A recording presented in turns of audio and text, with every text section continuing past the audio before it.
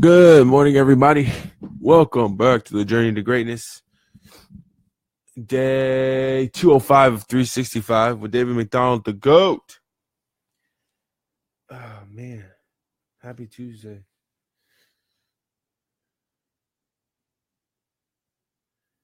Let me go ahead and set these alarms real quick.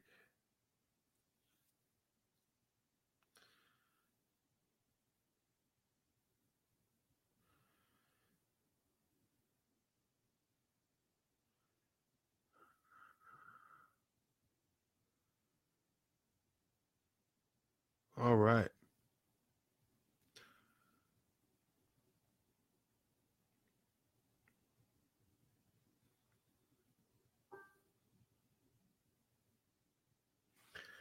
So we're going to get into our meditation routine to start off here.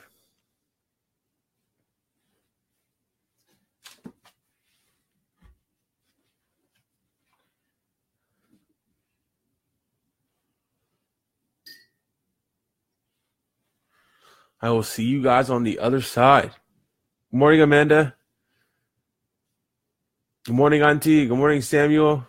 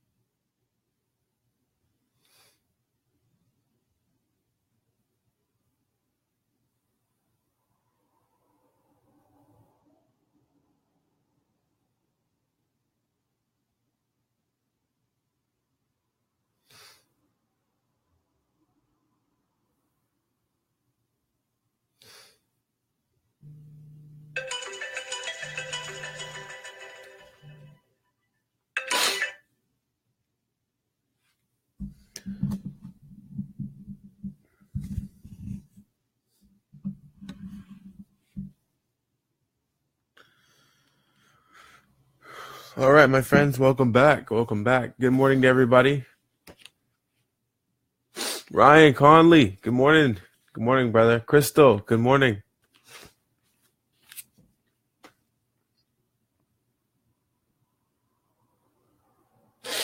All right. So we're going to get into our reading routine. And right now I'm currently reading Eckhart Tolle's A New Earth, Awakening Your Life's Purpose. So I will see you guys on the other side and enjoy.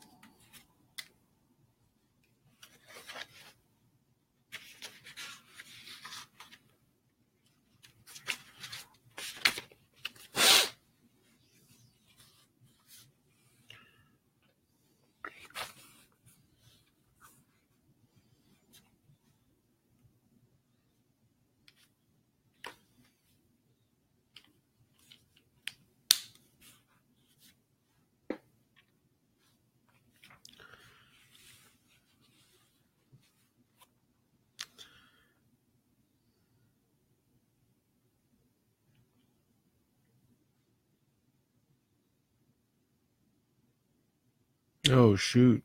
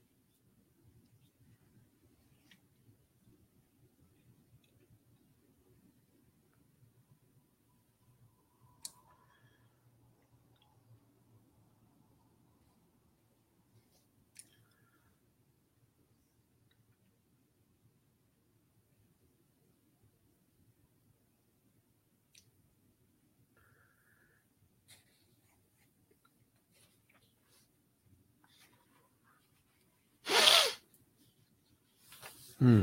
Very interesting.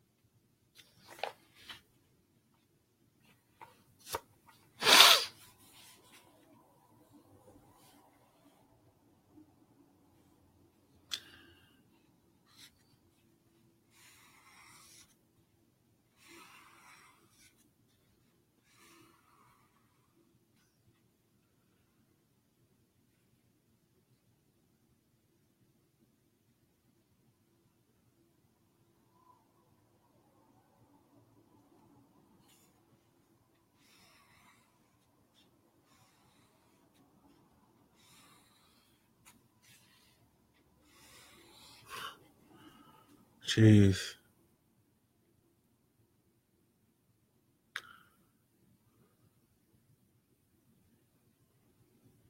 Right. That makes total sense.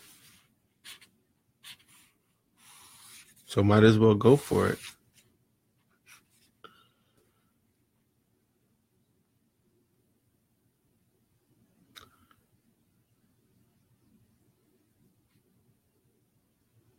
Right. Exactly.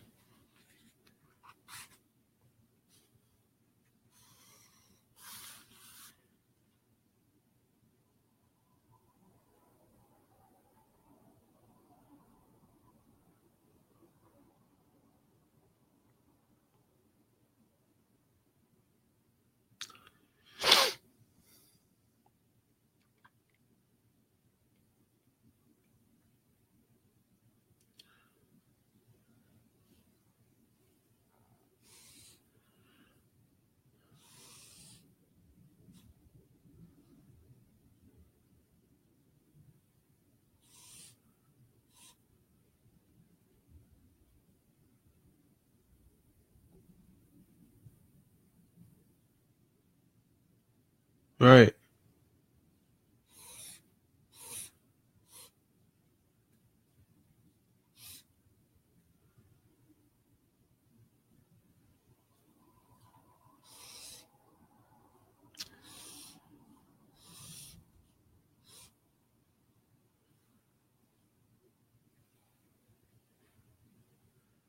Whoa.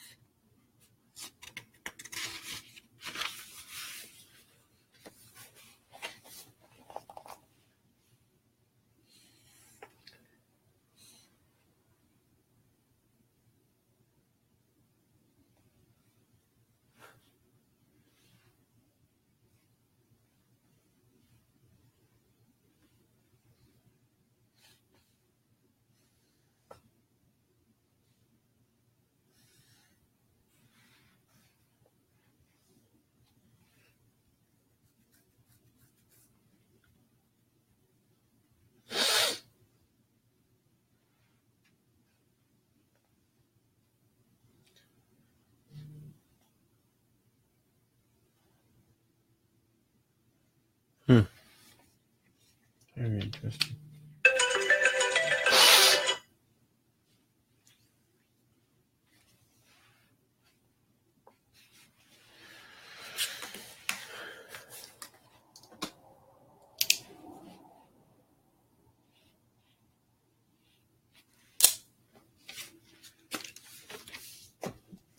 Man, we got some good reading in there. Okay, so we will jump back to the book after our journaling session.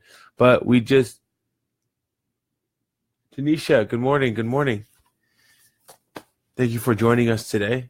Um, so we'll jump back into the book after we finish our journaling session here.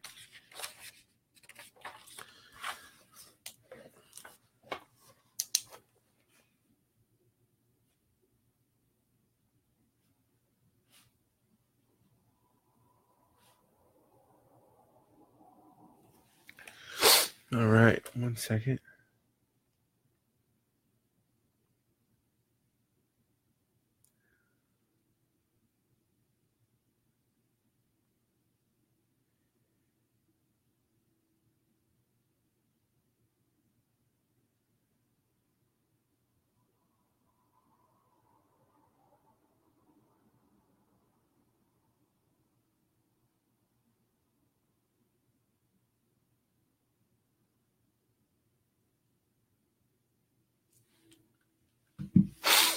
Okay.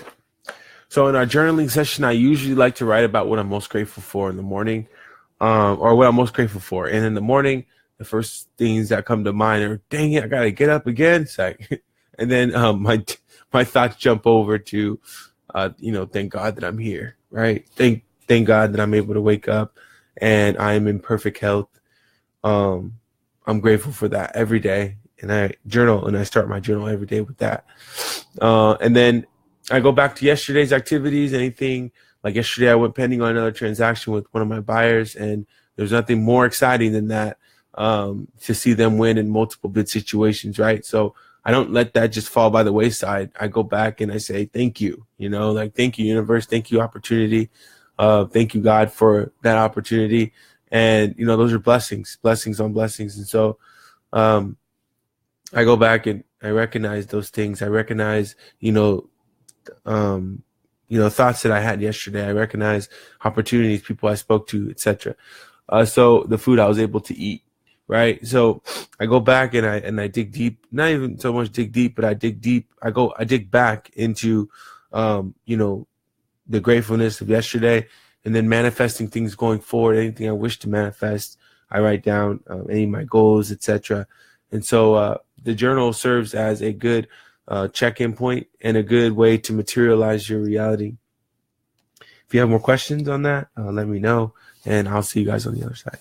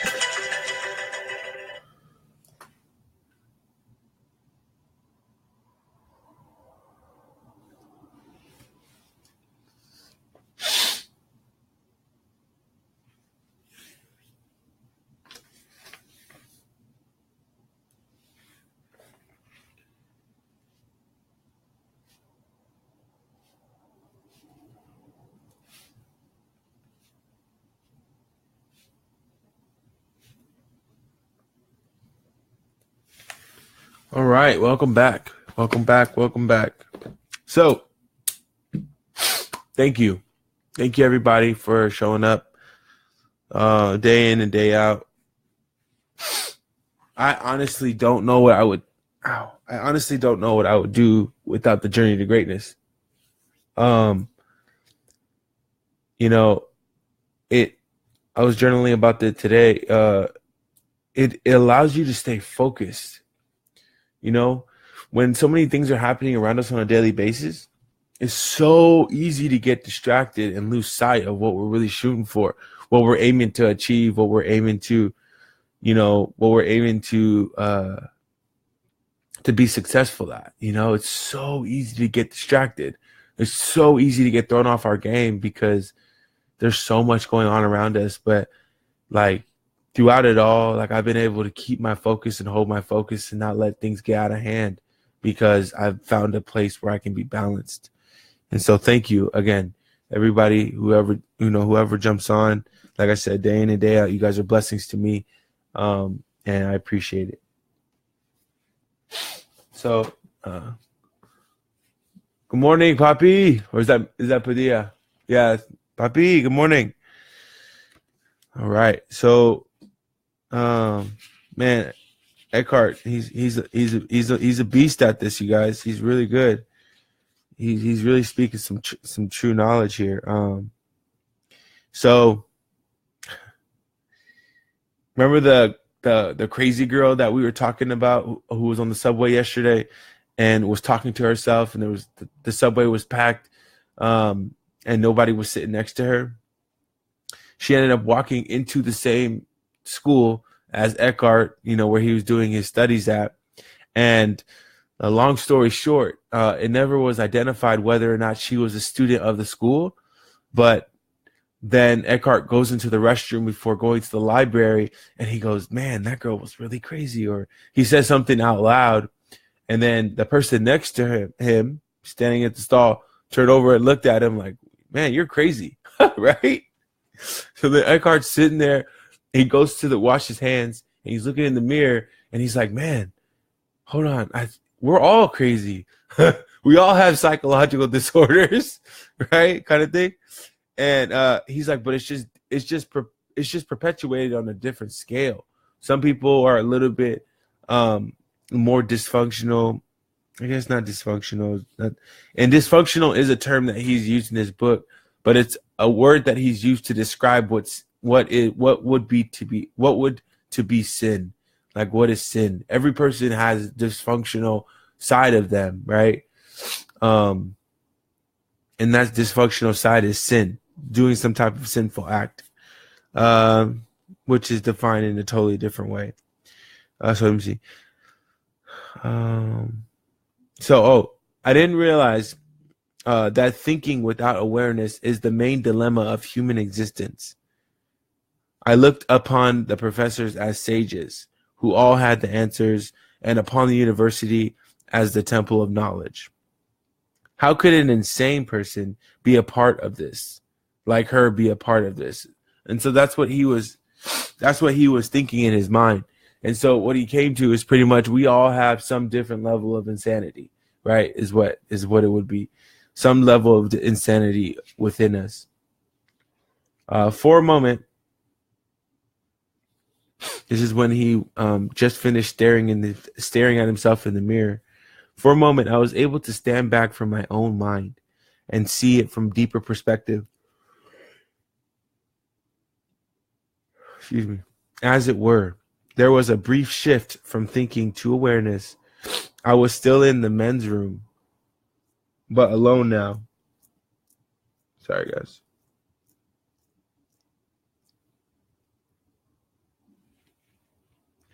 I was still in the men's room, but alone now, looking at my face in the mirror. At that moment of detachment from my mind, I laughed out loud. It may have sounded insane, but it was the laughter of sanity, the laughter of the big-bellied Buddha. Life isn't as serious as my mind makes it out to be. That's what the laughter seemed to be saying. But it was only a glimpse, very quickly to be forgotten. I would spend the next 3 years in anxiety and in depression, completely identified with my mind. I had to get close to suicide before awareness returned. And then it was much more than a glimpse. I became free of compulsive thinking and of the false mind made I. So sometimes you have to go through a near death experience. NDE is what Wayne Dyer calls it, near death experience, to wake up and become enlightened. And the thing is this: everybody has problems, right? Pause. Everybody experiences challenges in their lives, right? And everybody has things going on within them. So a person who, like in Eckhart's situation, a person who considers suicide, I think that's an honest discussion to be had around, what is really troubling people in this life. If it's the lack thereof of being able to pay bills, then maybe the identification in material things is not the way was the primary driver, but is not the way to go for us who are still on this earth. And I think just being aware of how material things can alter and affect the way that we perform in life and the way that we live our lives is really, really important. Excuse me 1 second.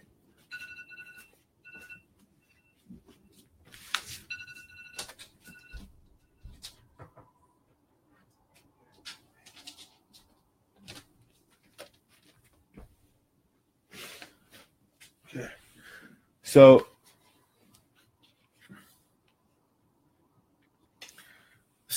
sometimes you get to a point where you hit your lowest low and then you are enlightened and then you wake up, right? And that's why I think it's really important to get your ideas down on paper, right? When you try, there is so much going on around us. There's messages constantly being force-fed down our throats. There's societal pressures that, from time we were kids all the way up until now that are, stamped on our heads or hammered on our heads like nails into a piece of wood. And it's absolutely ridiculous. So the one way that you counterbalance all of that and get all that noise out of your head, and sometimes it could be really good noise, also. So whether it's good noise or bad noise, doesn't matter.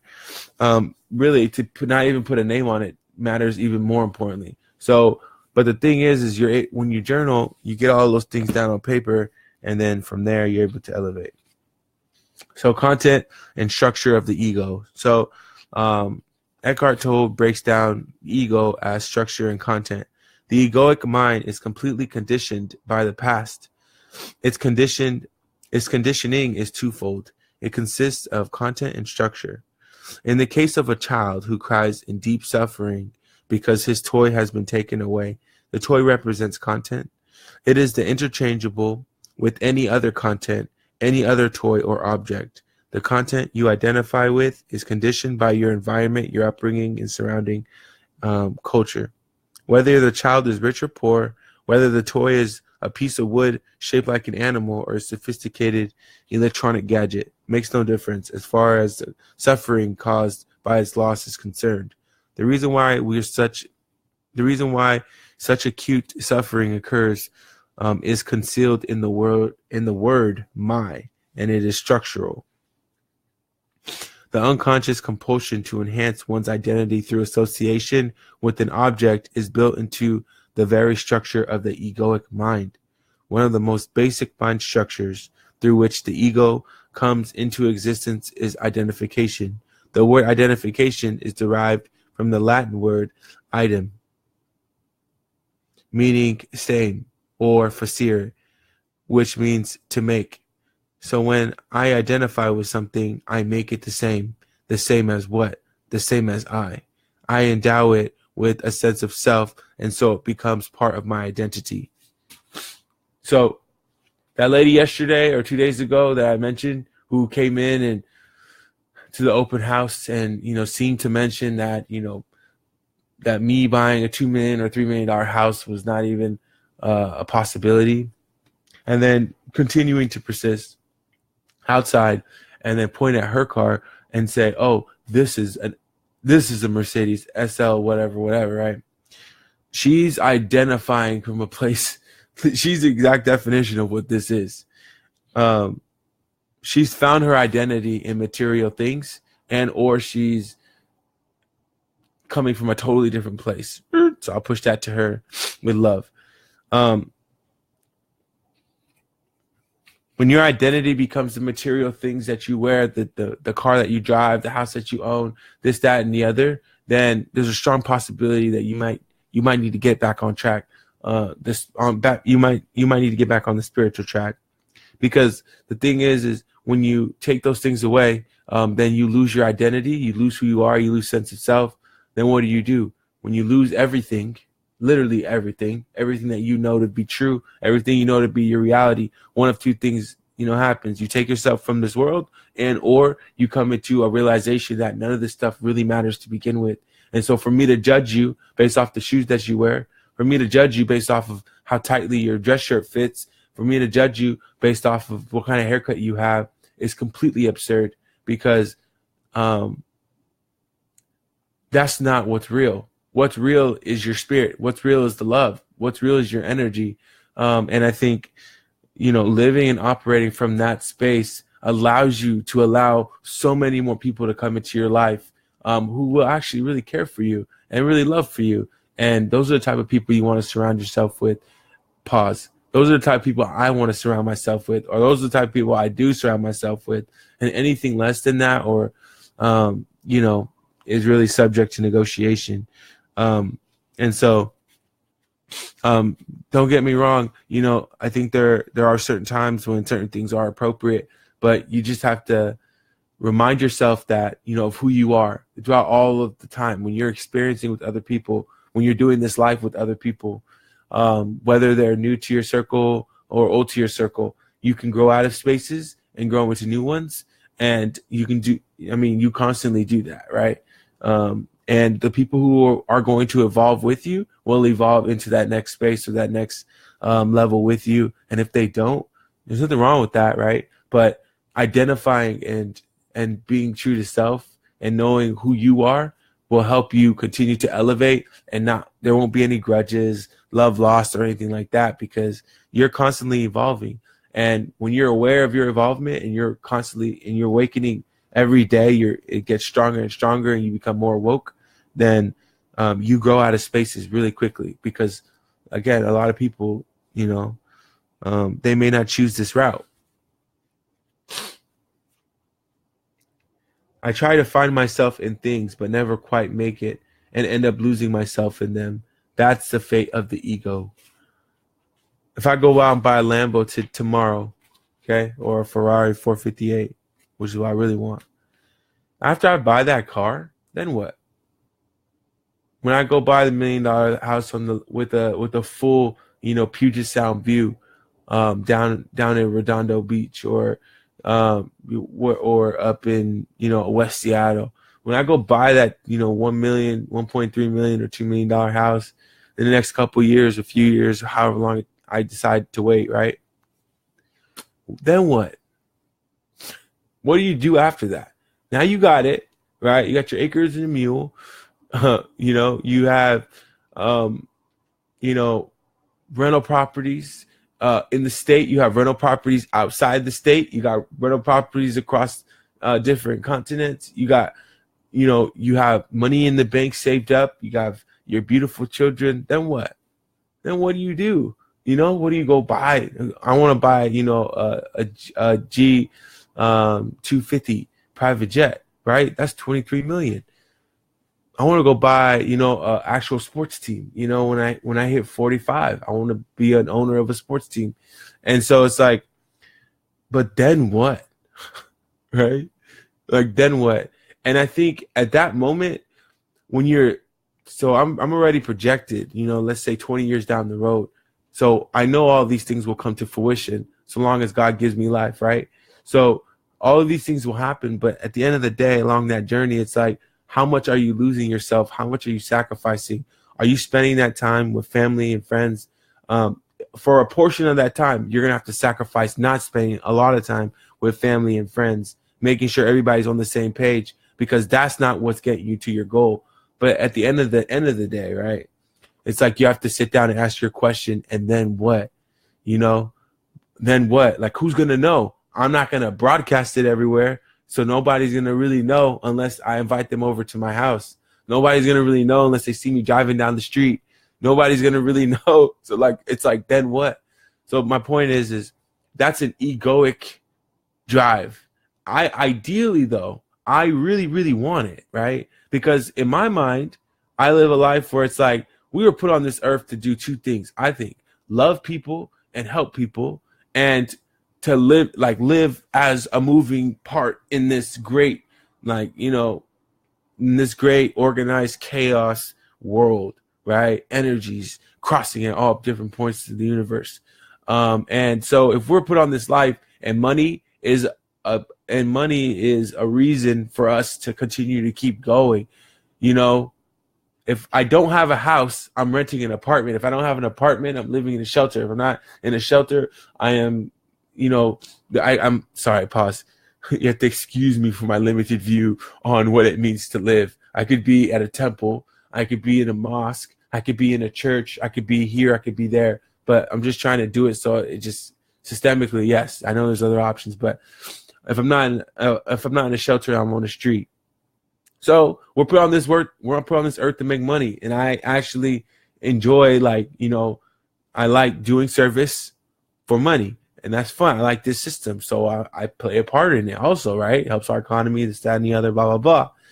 So if I'm here to make money, right, I'm gonna do it to the maximum of my capacity, and I'm not gonna be shy or limit. I'm not gonna limit myself on anything. I want the nicest things. I have the nicest things, and that could be this. But the bigger part of that, right, to scale it down in terms of ideology, showing respect, showing humility, showing gratitude. This cup is one of the nicest things I have, and I love my Bahamas cup because I can hold tea in it. And this spoon that I have on my finger is awesome because I can use it to, move my tea bag around in my cup. The kettle that I use to warm my water is absolutely one of my favorite things. It's so simple. It cost me $15. Actually, I got it at a Secret Santa for my sister Judy, 2 years ago, and it's amazing.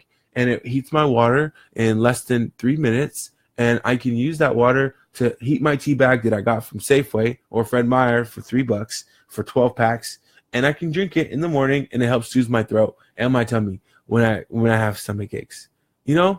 That's amazing to me. That makes me really, really happy, right? I'm tingling right now more than when I was talking about the car. So I feel that, this, and then that's, geez, that's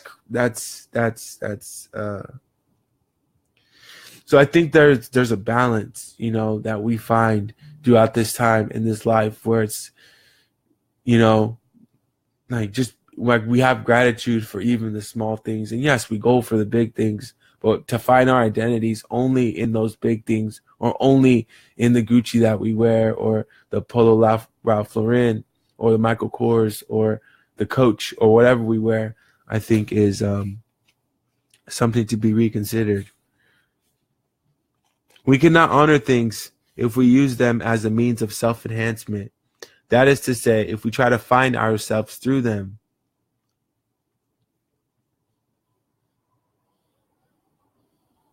When you live in a world deadened by mental abstraction, you don't sense the aliveness of the universe anymore. Why would you ever want to give that up? Most people don't inhabit a living reality, but a conceptualized one. Now pause. Let me jump back into the neutral section of life. I am not condoning people who live a materialistically driven life. If that's what gets you going, you may never, ever see failure. So you will never, ever know what it means to have everything taken away. And that is fantastic. Salute. Cheers. That is perfect. You live your life, right? To each his own. And I'll leave it at that. But me personally, it's a driver, but it's not my primary focus. And I enjoy the journey along the way. This is exactly what the ego does. Ego identification with things creates attachment to things, obsession with things, which it turns our consumer society and economic structures where the only measure of progress is always more, right? I want the house, 1 million, 2 million, 3 million. I want the car, Mercedes, Lexus, Ferrari. I want the jet. I want the sports team. The unchecked striving for more. The unchecked striving for more, for endless growth, is a dysfunction and a disease.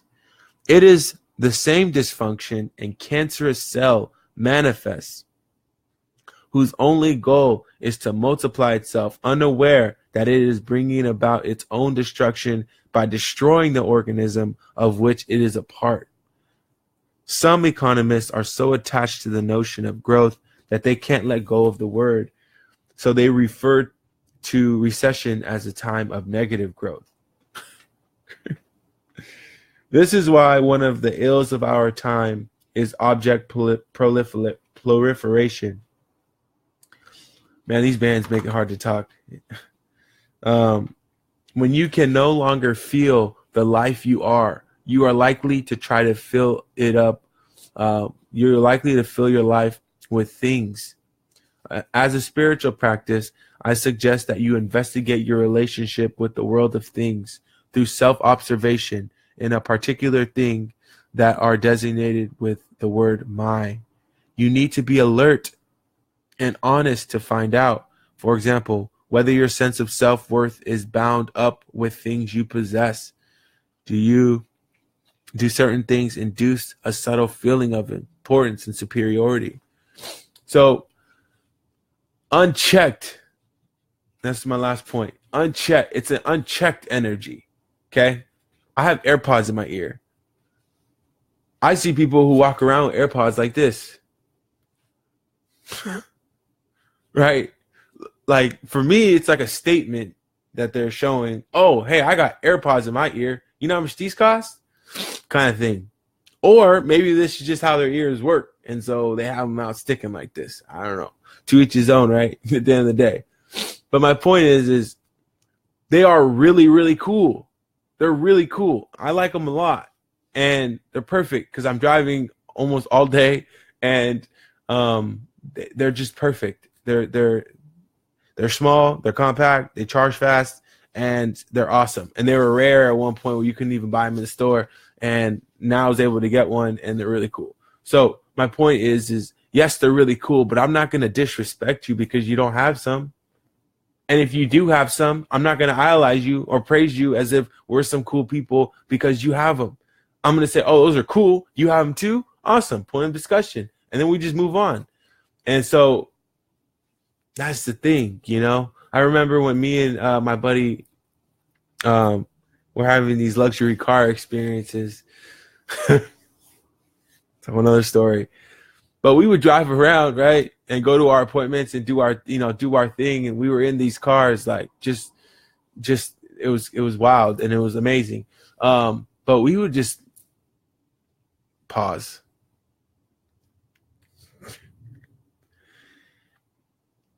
Like, people would come up to us and say, hey, oh, what a nice car, this, that, and the other. And it was never from a place of, oh, well, you don't got one, so, this isn't your thing, like, we're cooler than you kind of thing. It was like, oh, really? You think so? You want to jump in? You want to take it around the block? Shh, don't tell nobody, kind of thing, And there, again, it's just about balance. It's just about balance. And I think still keeping the respect for people as they are, not as they perceive themselves to be, or the kind of clothes they wear materially, right? And I know it's such a basic discussion. Pause. I know this is a discussion that a lot of people have. Oh, you shouldn't be materialistic, but this is really digging deeper into like what it means to like just respect people as people and accept them as they come. And so I think when we do that, we're able to check that ego-driven, side of us. And, we got to remember this one simple premise. Every single person out there sitting on the other side of this camera, you guys are all the greatest of all time. The way that you don't get distracted by anybody else is not comparing yourself to anybody else. And that's how I just keep moving. I don't compare myself to John, Sally, or Sue. And I certainly don't try to be like them. But the thing I do is be me. And when I am me, then I just stay focused on what I got to do. And everything else will come. And there are no competitors in my eyes in anything that I do. But it's fun to see other people win. And that's also motivating and encouraging. At the end of the day, to end, I will say, checking the ego is a very important thing to be aware of. The way you become aware of your ego is to become more enlightened. The way you become more enlightened is by digging into self. And the way you dig into self is by reading. As far as I know, is by reading, is by meditating, is by journaling. Now, if there's some other way, and exercising, I think being one with your body, and then being one with the earth, and then being one with the world and the people that live in this world, and staying connected energetically, telepathically, and spiritually, which I do believe exists. So I'll leave that with you guys today. Thank you so much. Oh, good morning, D. Good morning, Dennis. How's it going, brother? Let me see other people and another status in society. Thank you. I appreciate that, and I couldn't agree more. Some people don't look at people as people anymore. There's always something, some barrier in between that I think blocks us from really getting to experience. Like I remember growing up, like some of the coolest kids in high school, some of the coolest kids, man. I don't even know what shoes they wore. They wore the same clothes every single day, but they were some of the coolest kids. Like if you just talked to them and had a conversation with them, they weren't super popular. They weren't, they weren't the cool. They just weren't the coolest kids in other people's eyes. But like when you sat down and you actually talked to them, they were really good at whatever they did, and it was just a cool thing to kind of see. And I don't know, man. I think Dennis, that the biggest part of life and the biggest part of all of that is you get to experience more of people when you don't judge them, by the things that they're wearing. And then you get to see, and I feel like you get to feel more pure energy. And everybody has that within them. So I never discount people who live their lives, like I said, materially, because you never know. They may be enlightened at one point. They may wake up tomorrow, or they may already be awoke, and they might just be going through, oh, well, I'm going to live like this for a year or 2 years or 3 years or 4 years or 5 years. And it might just be a part of their plan. There's an infinite amount of possibilities of why people live the way they do. But at the end of the day, it's up to them to live. And the only thing we could do is pass no judgment and, embrace and love them, whether from a distance or up, from a near distance, and just let the circle of life continue to move how it does. Good morning, Liz.